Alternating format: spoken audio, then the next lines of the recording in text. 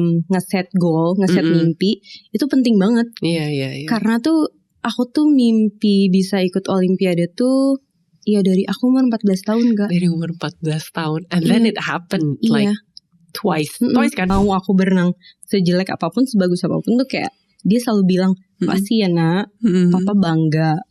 Terus kayak makasih ya nak udah buat papa sama mama tuh kayak dihargain sama orang.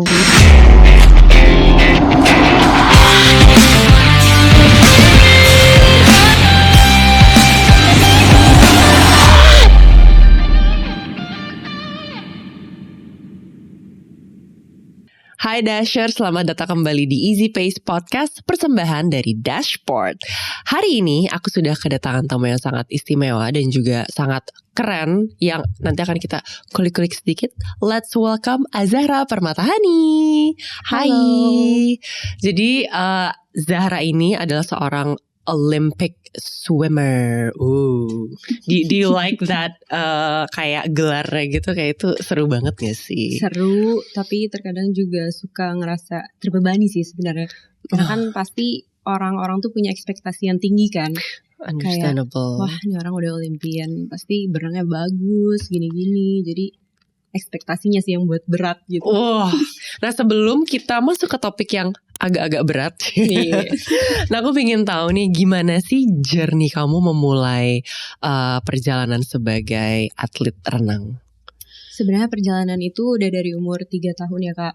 Dari umur 3 tahun itu pertama-tama aku udah mulai di lesin berenang. Sebenarnya awalnya karena kedua kakakku tuh perenang juga. Oh pernah, jadi satu keluarga ini perenang semua? Sebenarnya lebih tepatnya satu keluarga suka olahraga sih. I see. Dan kamu berapa bersaudara? 3 bersaudara, aku anak terakhir. Wow. Semuanya atlet renang. Terus kalau papaku tuh tenis meja, mama volley. Ini gue kayaknya kalau ditaruh di dalam ruang keluarganya Zahra nih gue merasa terintimidasi deh. But in a good way of course. Oke, jadi satu keluarga suka olahraga. Jadi itu udah influence kakak-kakak kamu dan kamu juga dari kecil gitu. Tapi kenapa olahraga yang kamu pilih adalah renang? Karena dulu sih pemikiran aku waktu kecil kayak berenang kayaknya dingin deh. Jadi kayak kita gak capek, gak keringetan. Karena pas kalau lagi keringetan ada air kok bakal dingin lagi. Jadi mungkin alasan aku milih berenang awalnya itu sih. Oke. Gitu. Oh I see. Dan itu startnya di umur 3 tahun. 3 tahun. Dan kamu udah mulai nyeriusinnya lagi berarti di umur berapa? Seriusin lagi itu pokoknya kelas 1 SD 5-6 tahun itu aku udah mulai masuk klub berenang di Jakarta.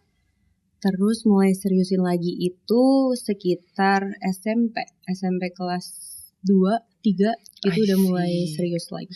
I see. Dan pas kamu udah sadar bahwa oke, kayaknya emang renang buat gue nih, like did you have the conversation with your parents or family kayak Zahra mau ngambil renang nih? Atau ada pertimbangan olahraga lain gak? Sebenarnya dari awal umur ya 3 tahun 4 tahun itu aku terjun, aku udah ngasih tahu ke papa mama kayak ini olahraga yang aku mau. Aku mau ini, nggak ada pilihan olahraga lain. Jadi ya aku senang sama renang. Jadi emang dari kecil udah renang pokoknya. Renang iya sih. Oh my god, keren banget. Kalau misalnya kalian mencari-cari sedikit soal Zahra tuh, she has like around of very impressive achievements sih menurut aku ya. And you're only like 22 years old now. 22 years old. Pada ngapain umur 22 ya? Udah berasa tua sih tadi Kak 22. Tapi emangnya kalau sebagai atlet tuh menyentuh umur 20 ke atas emangnya termasuk masih muda kah? Apa udah kayak agak? Sebenarnya sih karena sekarang itu di tim pelatnas itu kan aku yang udah senior ya. Junior aku tuh masih yang umur kayak 17 tahun, 16 tahun. Jadi di umur aku yang 22 tahun aku ngerasa aku udah senior dan udah tua. Tapi sebenarnya kalau dipikir-pikir lagi umur 22 di olahraga renang perjalanannya masih panjang banget ya. Apalagi olahraga renang tuh ya bisa sampai umur 30 kalau misalkan emang kita mau gitu. Oke, so sepanjang karir kamu berenang nih, I've read that pas persiapan PON tahun ini kamu dipanggil, bukan dipanggil, dapat kesempatan untuk bisa mewakili Indonesia di Olimpiade Paris. How did it went? Like, how did you feel bisa merepresentasikan Indonesia gitu? Kalau bisa mewakili Indonesia di ajang Olimpiade sih, aku senang banget ya, bersyukur banget pastinya.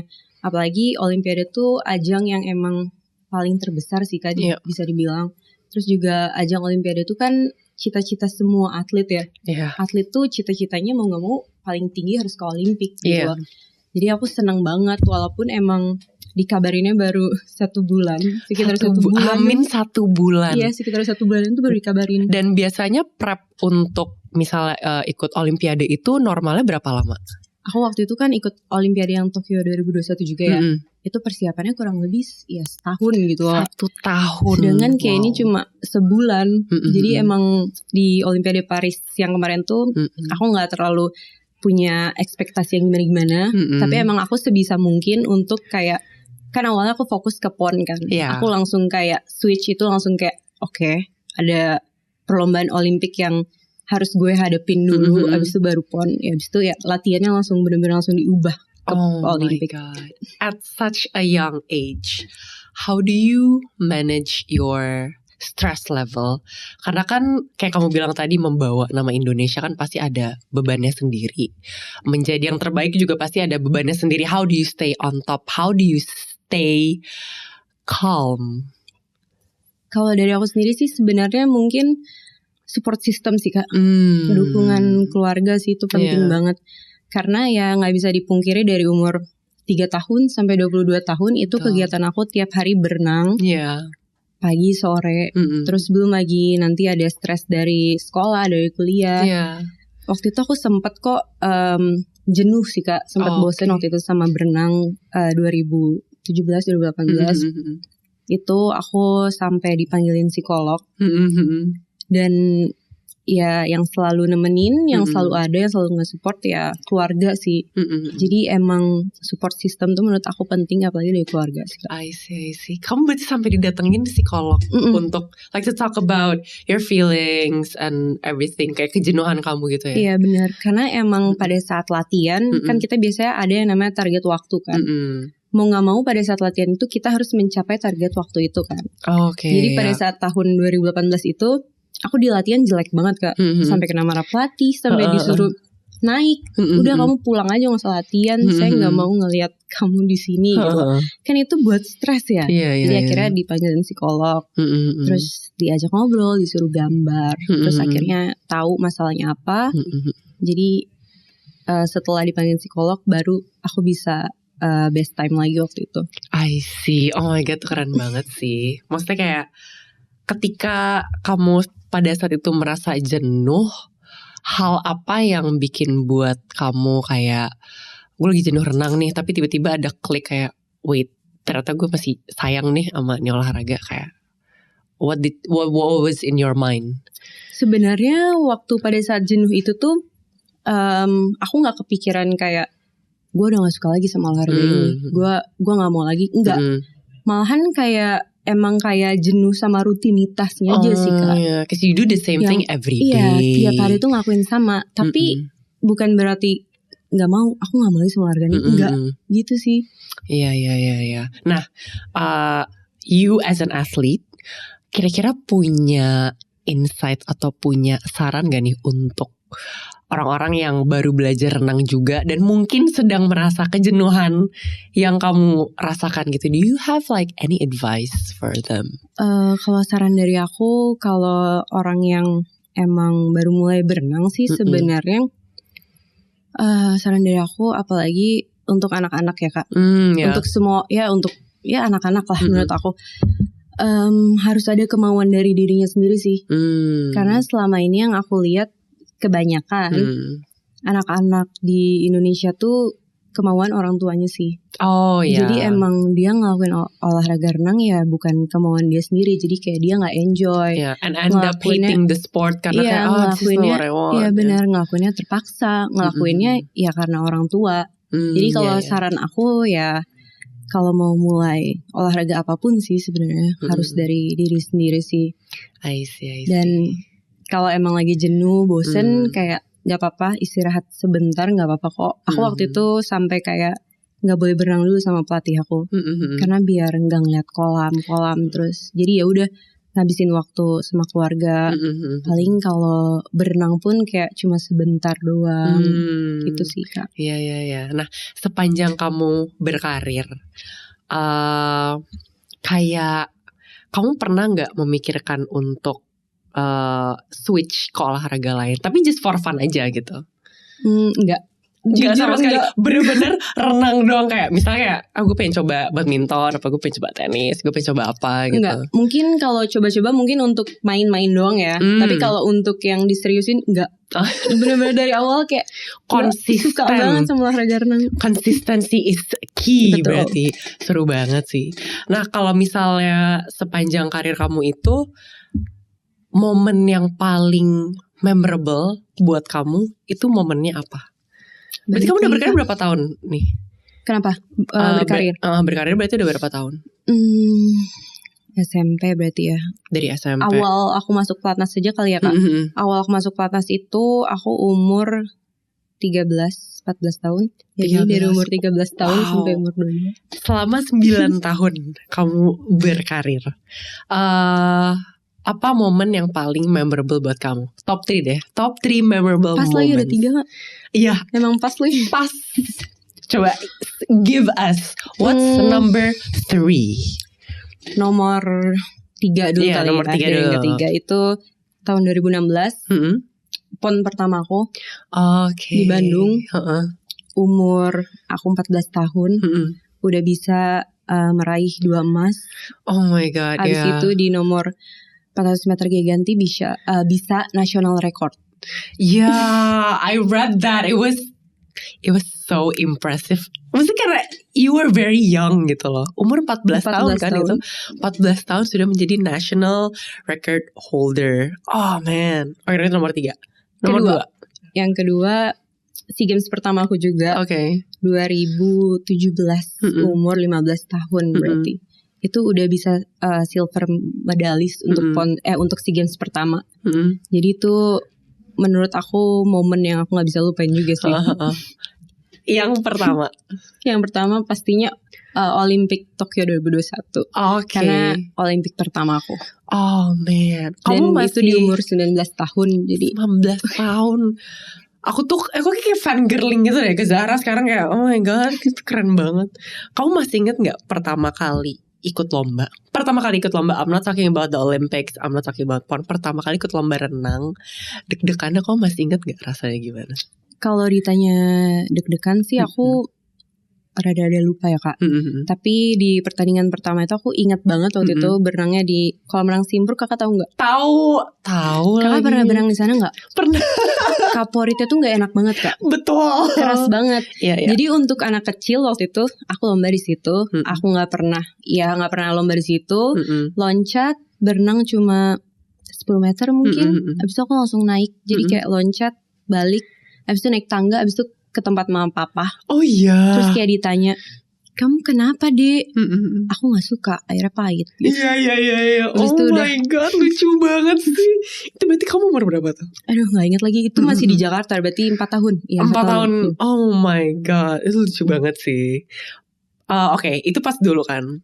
Pas your very first Olympic. Rasa deg-degannya tuh gimana? Do you still remember? Jujur itu kan di masa pandemi ya Kak. Jadi emang tribun tuh kosong. Gak sepenuh waktu di Olimpiade Paris. Di tribun tuh cuma boleh atlet sama pelatih. Tapi emang rasanya tetap deg-degan sih. Karena emang Olimpik pertama. Terus juga ada goals yang mau dikejar nih, ada target yang mau dikejar. Bener. Sampai aku tuh nggak pernah ngerasain se-nervous itu maksudnya di pertandingan yang lain gitu. Di Olimpik Tokyo kemarin tuh aku sampai tangan aku tuh sampai gini terus Kak. Oh my god. Bener-bener sampai di block start gini terus.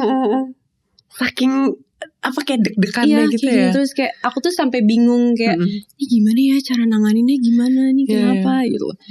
Cuman pas nyebur air udah itu langsung deg-degannya langsung hilang, langsung udah fokus kayak default ke mode gitu, udah kayak oh my god keren banget sih. Oke, itu pas di Tokyo, pas di Paris. Nah, kalau di Paris aku lebih mending deg-degannya. Mungkin karena udah yang kedua kalinya kali ya. Terus juga aku udah umurnya lebih dewasa lah, lebih bisa belajar. Sekarang tuh lebih bisa belajar gimana sih cara nanganin kalau misalkan deg-degan pas lomba tuh kayak gimana. Jadi pas Paris kemarin aku lebih bisa ngekontrol sih Kak. I see. Kamu ada pre-race rituals gitu gak sih? Kalau misalnya atlet kan suka ada superstitionnya sendiri ya. Kayak do you have that kind of superstitious? Ritual sih sebenarnya mungkin ada, tapi emang ritual ini mungkin dilakuin sama banyak atlet dan banyak orang juga sih Kak sebenarnya. Kayak sebelum lomba malamnya kayak aku lebih ke meditasi sih. Kayak besok tuh gayanya mau kayak gimana, besok kayak visualizing iya, gitu bener. ya. Besok startnya harus kayak gini, sampai baju renang, topi, kacamata tuh aku udah mikirin dari malam kayak harus pakai yang warna ini, harus pakai model ini. Terus juga teknik berenangnya 50 pertama, kedua, ketiga sampai finish gitu tuh udah dibayangin. Jadi kayak besok pas perlombaan kayak secara langsung tuh kayak udah gitu loh Kak, udah bisa diterapin gitu loh secara langsung. Bener-bener gitu. Dan paling sebelum race dengerin musik aja sih. Musiknya apa kalau kita boleh tahu? Is it like an upbeat music atau musiknya yang apa ya? Aku bingung ya. Pokoknya musiknya bukan musik yang lemes-lemes, sendu-sendu enggak sih Kak? Ya agak kayak supaya kayak bisa ngebangun semangat juga kan. Gitu. Other than swimming, kamu ada olahraga yang kamu lakukan untuk mensupport latihan kamu gak? Kayak strength training atau lari kayak gitu? Jogging ya, lari sama lari gym juga. Iya. Tapi terkadang aku juga suka yoga sama pilates. Yoga girlies. Nah, aku mau nanya Zara, menurut kamu sebagai seorang atlet Olimpiade, lebih penting mengelola kesehatan atau mengatur goals untuk jangka panjang? Dua-duanya penting menurut aku. Why do you think it's important? Gak bisa milih lagi kalau itu. Itu susah, itu susah banget. Ya? Iya benar, karena menurut aku kalau menjaga kesehatan ya tiap atlet mau nggak mau harus sehat dong, nggak harus bugar dong, maksudnya ya kan. Terus juga kalau ngeset goal, ngeset mimpi itu penting banget. Iya. Karena tuh aku tuh mimpi bisa ikut Olimpiade tuh ya dari aku umur 14 tahun Kak. Dari umur 14 tahun. And then it happened like twice. Twice kan berarti Tokyo sama Paris. Iya benar 2 kali. Dan sepentingnya tuh ngeset goal. Dan kalau bisa aku sih dicatat sih Kak di buku. Di journaling gitu atau gitu. Pokoknya kayak ya digambarin aja gitu loh. Kayak target goalnya apa, mau Olimpik, catatan waktunya berapa, gitu. Ya aku penasaran deh, sebagai atlet, berarti ada certain diet juga yang harus kamu jaga gak sih? Kayak makanannya seperti apa? Atau like do you have your cheat days too? Or kayak mungkin kamu suka tempe mendoan yang di GBK atau Sebenarnya sih kalau cheat day ada-ada aja ya Kak. Namanya orang kalau gak bisa nahan ngelihat apa ya, kayak gorengan kah, martabak, manis, keju wijen gitu. Iya benar banget, spesifik itu benar. Tapi kalau untuk diet sih sebenarnya nggak ada yang terlalu gimana-gimana sih Kak. Kayak emang sebisa mungkin mengurangi aja, tahu batasan sih lebih tepatnya. Menghindari makanan ya yang gorengan. Contoh, oh my god kaget banget.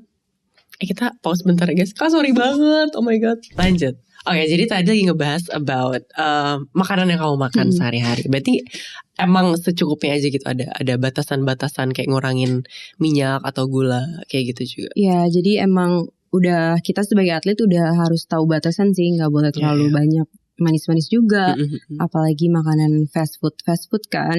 Jadi ya sebisa mungkin menjaga sih Kak. Tapi ya nggak terlalu diet yang ketat banget, ekstrim banget gitu enggak. You're still enjoying life. Iya benar.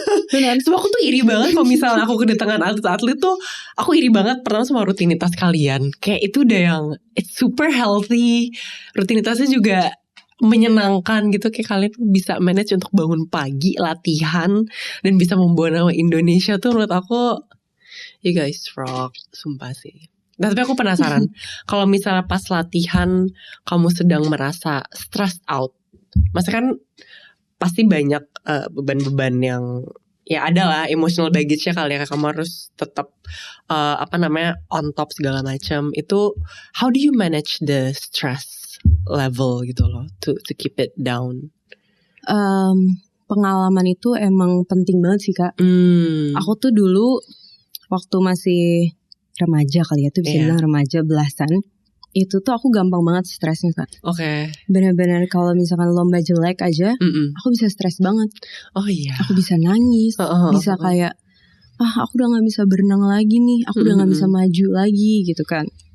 Terus kalau sekarang mungkin dengan beberapa pengalaman yang emang udah aku lewatin juga, terus juga jam terbangnya juga mungkin lebih banyak, lebih bisa ngontrol itu semua sih Kak. I see. Jadi sekarang tuh kalau emang lombanya jelek, ya yang aku pikirin kayak oke, emang dikasih sama Tuhan ya cuma segitu, kayak ya udah nggak apa-apa, bersyukur aja. Ya cuman tetap harus, mungkin emang harus latihan lebih keras lagi sih, mungkin latihan yang sebelumnya masih kurang.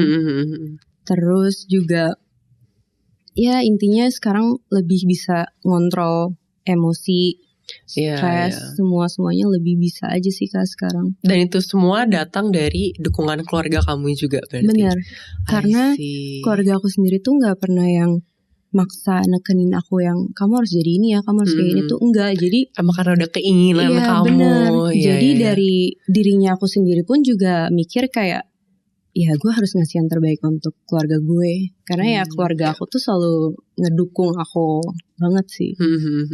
Tapi dari kamu umur 3 tahun sih, I mean it's very consistent gitu loh, karena kan namanya anak-anak ya. Kadang kita kayak pengen renang, tiba-tiba ganti cabur lagi, Tapi menurut aku kamu keren banget sih. Jadi like you have your family and you have your friends supporting you. I think it's very cool. Nah, kalau misalnya untuk kakak-kakak kamu sendiri, itu kamu banyak tuker bukan tukar wejangan sih, tukar pengalaman sama mereka gak sih? Kayak mereka ngasih input juga gak sih ke race kamu? Jujur enggak lagi Kak. Oh enggak. Oh I thought itu kayak nanti kamu kalau misalnya renang gini atau enggak lagi. Mungkin aku gak tahu ya. Mereka tuh berenang cuma sampai SMA doang Kak. Setelah tamat SMA mereka berdua milih untuk fokus kuliah. Jadi yang emang bisa dibilang di karir berenangnya yang lebih bagus tuh aku. Jadi kayak emang, dan juga dulu itu waktu aku memutuskan untuk olahraga renang yang aku mau gitu lah. Aku tuh benar-benar seserius itu Kak. Benar-benar ya ini olahraga yang gue mau gitu loh. Sampai dulu tuh waktu aku masih kecil, aku ingat banget misalkan ada latihan pagi, aku tuh bisa nambah sendiri di rumah gitu loh Kak. Benar-benar bisa naik turun tangga sendiri. Itu tanpa disuruh sama orang tua aku. Bahkan orang tua aku tuh yang sampai kayak bingung, kayak ini anak kenapa di rumah kok masih naik turun tangga gitu loh. Sedangkan kalau kakak-kakakku tuh kayak berenang ya untuk berenang aja, untuk kesehatan gitu loh. Makanya kita gak pernah tukeran pemikiran yang kayak Dek kamu harus kayak gini. Enggak, karena mungkin mereka ya gak seserius itu juga di berenang. Mereka udah cukup kayak full support kamu aja. Iya benar. Iya I see. Kalau misalnya kan ini udah berenang, kamu udah panjang banget karirnya. If you can give your younger self an advice, let's say kamu bisa ketemu sama diri kamu 5 tahun yang lalu, kamu akan ngasih advice apa? Lebih kerja keras lagi sih. Jadi kayak ketemu Zahra 5 tahun lalu kayak ayo kamu bisa. Iya mungkin kalau ketemu aku yang dulu, aku bakalan bilang lo harus kerja keras lagi sih. Kayak gue tahu lo udah kerja keras tapi harus lebih sih. I see. Kamu dulu pas misalnya hasil lombanya jelek gitu, kamu ingat gak pertama kali mendapatkan hasil lomba yang tidak sesuai ekspektasi kamu? Like how did it feel and how did you bounce back to the routine? Aku ingat banget waktu itu pernah ada lomba di Singapura Kak. Jaraknya itu lombanya tuh 800 meter gaya bebas. Nah aku tuh punya teman juga dari Singapura, dia turun 800 meter gaya bebas juga. Dan dia catatan waktunya tuh lebih kencang dan lebih bagus daripada aku. Nah pada saat itu tuh aku ngerasa kayak iri bisa dibilang. emosi, nangis tuh sampai nggak berhenti Kak seharian. Sampai aku kayak kan waktu itu kita dapat penginapan sendiri ya, penginapan tim Indonesia gitu. Pada hari itu aku kayak sampai disuruh sama pelatih aku, oke, kamu bobo di tempat mama papa aja, karena saking stres, sedih separah itu gitu dulu. Dan setelah kamu merasa stres dan sedih, and then you went back to your parents, how did you manage to yaudah deh, gue lego deh, gue try harder again? Itu dibantu sama mama papa sih. Oh iya, mereka nenangin kamu gitu. Bener. Pada saat dulu, aku jujur aku nggak bisa nenangin diri aku yang dulu pada saat kayak gitu. Aku bingung aku harus kayak gimana, karena yang aku pikirin catatan waktu aku terus gitu loh Kak. Kenapa sih aku nggak bisa? Kok teman aku bisa, orang lain bisa, kenapa aku nggak bisa gitu? Terus dia dibantu sama papa mama untuk kayak nggak apa-apa. Kompetisi menang kalah itu hal yang biasa deh. Kamu ya udah nggak apa-apa, latihan aja gitu sih. Biasanya kalau udah ditenangin sama orang tua tuh lebih yang oke. Nah sepanjang kamu ikut lomba dan mungkin resultnya nggak selalu yang sesuai yang kamu inginkan, kamu pernah nggak misalnya dapat wejangan dari siapa, or like what's the best advice that you've ever got throughout your whole career yang itu kamu pegang gitu sampai sekarang valuesnya? Papa sih. Oh iya, Papa bilang apa ke kamu? Aduh, apa ya? Aduh, maaf ya Kak kalau ada nangis. Gak apa-apa, it's okay. It's a safe space. Aku juga udah mellow dari tadi. Apa ya yang ngebuat aku sampai sekarang di olahraga ini bisa semangat banget sih sebenarnya dari Papa sih. Karena waktu itu kayak Papa tuh pernah bilang kayak mau aku berenang sejelek apapun, sebagus apapun tuh kayak dia selalu bilang makasih ya nak, Papa bangga. Terus kayak makasih ya nak udah buat Papa sama Mama tuh kayak dihargain sama orang. Karena kayak dengan aku berenang bagus, orang tua atlet tuh kayak look up, kayak Zahra tuh kayak gini loh, orang tua tuh kayak gini gitu loh. Jadi banyak banget orang yang lebih ngehargain aku sama Papa Mama. Jadi yang ngebuat aku bertahan sampai sekarang tuh kayak ya aku gak mau ngecewain mereka aja sih. Iya gitu. Dan padahal mereka gak pernah ngasih pressure apapun ke kamu juga. But you just wanna make them proud. Iya, kayak mereka bangga aja terus gitu Kak sama aku, apapun yang aku lakuin hasilnya. Mereka tetap ada di sisi kamu, dukung kamu ya. Oh my god. Gue ikutan melo banget lagi kok udah soal makanya terkadang tuh kalau udah di rumah misalkan kan suka Sabtu Minggu aku selalu pulang ke rumah kan, selalu ngobrol sama Papa gitu loh. Dan Papa tuh selalu yang kayak makasih ya nak, makasih. Itu tuh aku terkadang suka, aku kan anaknya gengsi banget ya Kak. Aku tuh gak mau kelihatan banget kalau aku tuh terharu, sedih, atau bahkan aku tuh terkadang suka bingung nunjukin ke mereka rasa sayang aku tuh kayak gimana. Bahkan aku nggak mau nunjukin sih sebenarnya segengsi itu. Jadi terkadang kalau di rumah udah, kalau obrolannya udah yang kayak makasih itu aku udah yang kayak padahal dalam aku cuma kayak, gitu doang. Bener, aku cuma kayak love language kamu ke orang tua kamu kayak memenangkan medali untuk mereka deh. Kayak mom and dad, this one is for you. Karena emang tiap perlombaan mereka selalu ada sih, selalu datang. Sebisa mungkin pokoknya mereka pasti selalu sebisa mungkin mereka selalu datang. Oh my god, itu keren banget sih. Dan kalau hasilnya jelek pun mereka kayak alhamdulillah deh, udah selesai lombanya, semangat lagi ya untuk besok gitu. Jadi baik banget sih Tante. Best Parent Award goes to Zahra Permatani Parents. Okay. So itu kan udah sama keluarga kamu. I think you guys went through a lot. Maksudnya kan kamu di umur 3 tahun, ups and down, masa-masa remaja, sampai sekarang kamu sudah menjadi perempuan dewasa. Dan untuk tahun 2025, kamu punya goals yang mau kamu achieve gak? Atau kamu udah set goals gak buat tahun depan tuh lagi apa yang disiapin? Udah nge-set sih Kak. Aku pengen gold medalist kalau bisa sih. Kita amin. Doakan Bismillah paling kencang dan amin paling serius. Man, itu prep buat 2025 itu goals kamu. Goalsnya pengen itu sih. Ada di plan itu ada untuk pingin liburan dan pergi sejenak juga gak? Jujur enggak Kak. Gak ada. Jujur Karena enggak. orang keren banget sih. Sumpah. Maksudnya ini kan akhir tahun ya Kak. Biasanya kita libur dulu kan. Terus kayak emang teman-teman aku tuh ada plan untuk ya pasti keluar negeri, keluar kota, intinya jalan-jalan gitu kan. Sempet kayak ada yang nanya kan, kayak kamu akhir tahun gak kemana-mana. Terus aku yang kayak, aduh aku gak punya rencana untuk kemana-mana lagi. Gak tau Kak, emang bener-bener kayak lagi mau berenang aja sih. I see. Oh iya. Dan aku baru mendapatkan info bahwa kamu tuh baru lulus kuliah berarti. Benar. Di kuliah tuh kamu ngambil jurusan apa? Marketing komunikasi. Perempuan ini mengemban jurusan marketing komunikasi. Tapi berarti, nah ini aku jadi penasaran juga sih, gimana kamu cara menyeimbangkan waktu kuliah sama latihan? Because kalau misalnya aku ngeliat kamu kayak I see you as a very disciplined person. Like how do you balance all of that?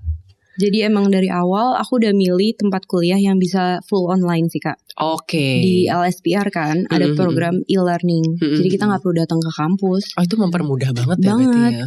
Bener-bener ngerjain tugas, ujian itu lewat website aja. Terus biasanya seminggu mungkin ada 3-4 kali ya ada Zoom ketemu sama dosennya. Terus cuma tinggal ngerjain tugas ya pokoknya ngerjain sebelum deadline gitu loh. Makanya aku bisa ngebagi berenang aku sama kuliah aku. I see. Gitu. Oh ini dari pertanyaan personal dari aku sih, kayak you're still young actually, tapi di masa-masa kamu lebih muda dulu ada keinginan untuk gue pingin main juga. Anak-anak seumuran gue tuh misalnya 16 tahun 17 tahun kayak lagi pada main-mainnya, tahu kayak kamu merasa miss out on that part of your life gak? Banget. Apalagi waktu SMP, waktu aku masih sekolah, kan soalnya SMP kelas 3 itu aku udah pelatnas di Bali Kak. Nah, jadi waktu aku masih sekolah di Pekanbaru, abis pulang sekolah itu kan jam 3:30 ya Kak. Sedangkan jam 4 itu kita udah harus latihan sore. Aku tuh udah dijemput sama mamaku. Sedangkan teman-teman aku yang lain tuh pada, ayo Zah, ayo kita jalan nongkrong di mana gitu Kak. Terus ya aku sedih karena jawaban aku, ya aku gak bisa, aku latihan. Jadi ya bisa dibilang dari SMP, SMA aku gak punya waktu banyak sama teman-teman aku sih. Jadi bisa dibilang kehilangan waktu main sih jujur. But you have your whole life to play anyway. Maksudnya kayak you have so much bigger goals yang pasti ya gak apa-apa lah ngelepas masa-masa main itu. Yang penting goals kamu tercapai and it's very satisfying, right? Sebelum kita masuk ke segmen kedua, kita mau ada water break dulu, di mana nanti aku akan menanyakan kamu rapid question. Waduh, Tapi pertanyaan-pertanyaannya nggak gimana-gimana banget kok. Kita di sini fun aja. Jadi kita akan minum air dulu. Rapid questions bersama Zahra. Musik atau meditasi? Dua-duanya lagi. Musik dan meditasi. Musik aja. Musik, Kompetisi individu atau beregu? Individu. Keluarga atau pasangan? Keluarga. Of course. Gak perlu ditanya. Kolam renang terbuka atau tertutup? Tertutup. Latihan pagi atau sore? Pagi. Udah ternyata pertanyaannya segitu doang. Tapi emangnya ada perbedaan ya antara kolam renang terbuka dan tertutup? Maksudnya feel pas lagi berenangnya? Aku jadi kepo juga. Sebenarnya perbedaannya nggak ada sih Kak. Maksudnya namanya kolam renang ya sama-sama aja mungkin. Sama-sama air dan kaporit. Iya benar. Sama-sama dan kaporit. Cuman bedanya kalau outdoor panas, kalau indoor dingin. Aku lebih suka dingin daripada silau sama matahari. Benar. Ya, you've mentioned kamu suka renang karena dingin a couple of times. Makes sense. Sekarang ngomongin soal kesehatan mental. Kamu ada strategi tertentu gak gimana untuk menjaga your mental health agar tetap on the lane gitu loh, di jalur yang kamu inginkan gitu? Kalau kesehatan mental dari aku ya, yang aku terapin selama ini, aku nggak mau terlalu punya ekspektasi tinggi terhadap diri aku sendiri sih. Tapi bukan berarti nggak boleh punya mimpi cita-cita yang tinggi sih Kak. Maksudnya boleh punya itu, justru itu bagus kan. Jadi selama kita latihan, yang kita ingat terus ya cita-cita gue itu, gue harus bisa itu. Tapi kalau emang target yang kita mau, cita-cita yang kita mau gak kesampaian, ya gak apa-apa. Jadi aku sebisa mungkin menghindari ekspektasi aku yang tinggi itu sih. Lebih ke managing expectation ya berarti ya. Jadi kalau gak kecapai, aku gak bakalan se-stress itu, aku gak bakalan sesedih itu. Aku bisa lebih nerima gitu.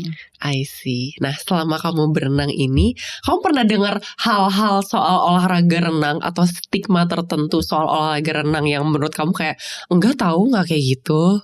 Kayak pernah gak kamu dengar? Enggak lagi. Iya kayak orang kayak biasanya lo renang, seru banget. Atau pernah gak ada yang bilang kamu kayak gue gak mau renang, renang susah gitu? Enggak lagi. Karena orang yang aku temuin biasanya kayak ya mungkin kayak renang, aku gak bisa berenang lagi, tenggelam. Renang hebat, emangnya gak dingin berenang subuh-subuh. Gitu sih Kak paling orang yang aku temuin. Kayak mitos apa yang pernah kamu dengar soal olahraga renang gitu? Gak ada lagi. Gak ada ya? Berarti orang tuh emang. Kakak pernah dengar gak? Enggak juga sih. Aku enggak. Makanya kayak mau olahraga yang menenangkan sih. Tapi aku kepo banget karena emang aku tuh kalau ngeliat orang renang, kayaknya tuh gerakannya tuh it's very calming gitu loh. Maksudnya kalau misalnya lagi di GBK terus lagi ngeliat ada yang latihan, enak banget ngeliatnya kayak apalagi kalau menang GBK tuh bagus banget Kak. Iya, setenang itu menurut aku suasananya. Jadi, iya suasananya tenang banget, bener. Aku tuh pas beres latihan di sana tuh kalau ngelihat kolam renang belakang yang biasanya dipakai untuk Kak Alit itu tenang banget Kak. Iya tenang. Apalagi sambil ngelihat kayak ya banyak pohon, banyak bisa lihat langit. Kayak itu setenang ada angin-angin sepoi sebelah kirinya apa namanya pohon-pohon tuh enak banget. Setenang itu. I got a question for you. Kalau misalnya kamu bisa menekuni satu olahraga selain renang, cuma satu nih, what sport will you pick? Jogging, lari. Aku bisa ngebayangin kamu sebagai marathoner juga sih. Iya, tapi kamu ada keinginan mau ke sana nggak? Enggak. Karena ini berandai-andai ya guys ya. Beliau tetap stick to swimming. Tapi nggak tahu ke depannya kalau emang udah bosen sama berenang, pensiun dari renang, mungkin bisa coba kayak maraton, open water swimming yang masih berhubungan dengan ya renang lah. Tapi iya sih, masa kayak sekarang kamu fokus berenang aja dulu. Oh my god, seru banget. Zahra, kamu kira-kira ada advice gak ke orang-orang yang bukan mau mulai renang tapi baru mau mulai olahraga? Baru mau mulai memotivasi olahraga mereka. Untuk memotivasi mereka. Mungkin saran dari aku, mulailah berolahraga. Karena olahraga tuh bagus bukan untuk masa sekarang sih, maksudnya masa depan kedepannya pun juga bakalan bagus gitu loh untuk kesehatan. Jadi untuk orang yang baru mulai olahraga, kamu harus bisa melawan rasa malas dan bangun pagi sih. I feel so attacked right now. Canda banget. Tapi gak itu aku setuju sih. Karena menurut aku kalau itu gak dilawan dari awal, itu bakalan jadi kebiasaan. Dan kalau emang kakak di awal susah sih untuk bangun subuh, itu jujur susah. Betul. Tapi kalau itu udah jadi kebiasaan Kak, udah dilakukan terus menerus gitu, gampang kok Kak. Jadi habit. Itu resolusi tahun baru kita ya. Lihat nih, gue langsung main di studio untuk melawan rasa malas dan bangun pagi. Nah, kalau misalnya untuk pesan untuk para pemuda juga yang sedang struggling dengan mental health, kamu ada advice juga gak buat mereka? Kalau saran dari aku, istirahat sejenak gak apa-apa sih. There you go, you hear it yourself. Istirahat sejenak gak apa-apa. Bener sih, aku setuju banget. Zahra, thank you so much. Makasih kamu banyak. Sudah mau meluangkan waktu untuk datang ke podcast kita. Aku seru banget dengar cerita kamu, kayak ternyata keluarga kamu aktif banget olahraga, kakak kamu perenang. I think that's a very fun fact to hear from you and your journey. Thank you so much for sharing with us. Jadi Dashers, kalau misalnya kamu mau nonton episode-episode Dashboard episode-episode Easy Pace Podcast, bisa langsung cek aja di YouTube atau Spotify-nya Easy Pace Podcast. Jadi jangan lupa untuk tonton episode-episode kita dan I'll see you guys on the next episode. Dadah!